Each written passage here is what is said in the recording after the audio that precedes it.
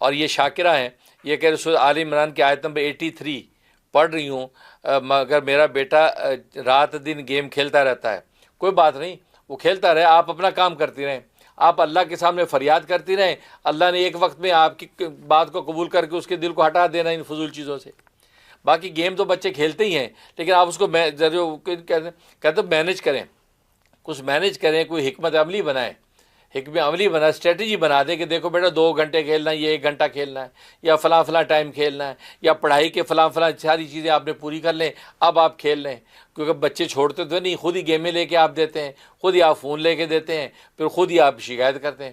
لے کے نہ دیا کریں نا چیزیں، پھر کتنا بھی ہنگامہ کرتا پھرے، کہو کہ اپنی کمائی سے خود ہی لے، ہم نہیں لے کے دیتے۔ لوگوں نے ٹی وی دیکھنا بچوں نے چھوڑ دیے، اس کے بجائے گھروں میں ہر ایک کو دے دیا۔ اس سے بہتر آپ ٹی وی گھر میں لگا کے رکھتے، یعنی یہ کم درجے میں ایک علاج، آپ ٹی وی لگا کے رکھیں، بچوں سے کہو نو سیل فون، نو ویڈیو گیم، ٹی وی پہ آپ ڈرامہ دیکھیں، ٹی وی پہ کارٹون دیکھیں۔ اب ٹی وی پہ دیکھے گا وہ تو کم از کم ٹی وی بند ہو جائے گا اس کے ختم، کتنا دیکھے گا وہ، آخر تھک کے سوئے گا۔ لیکن یہ تو مرض ایسا ہے کہ یہ تو وہ کہتے ہیں نا کمبل کے اندر بھی اس کو بیٹھا دیکھ رہا ہے۔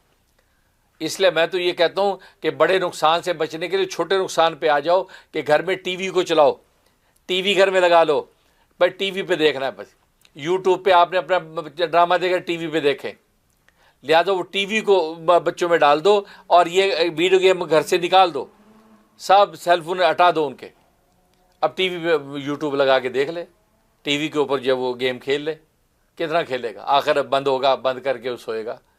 لیکن یہ تو ایسا مرض ہے کہ باتھ روم میں جا کے بیٹھے دیکھ رہا ہے، باتھ روم، وہ سمجھتے پتہ پیٹ خراب ہے، گھر میں کمرے میں باتھ روم سے نکل نہیں رہا، پتہ پیٹ خراب نہیں، دماغ خراب ہے۔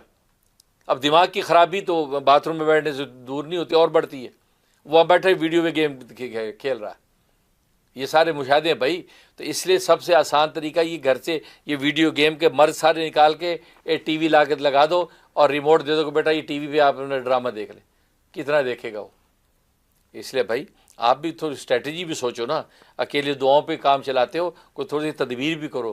اللہ نے تدبیر بھی ساتھ ساتھ کہی ہے۔ حضرت موسیٰ علیہ السلام کو حضرت فرعون کے پاس بھیجا تھا، کہا تھا وہاں یہ کیا تھا، قولا لہو قولا لینا، نرمی سے بات کرنا، سختی نہیں کرنا، یہ نہ ہو کہ تم پہ حملہ کرے۔ دیکھو اسٹریٹجی بھی بتائی، تدبیر اچھی رکھنا، پھر کلام حق بیان کرنا۔ اس کا مطلب بھی یہ دونوں چیز ضروری ہیں، دعائیں بھی اور ساتھ جو ہے دوائیں بھی۔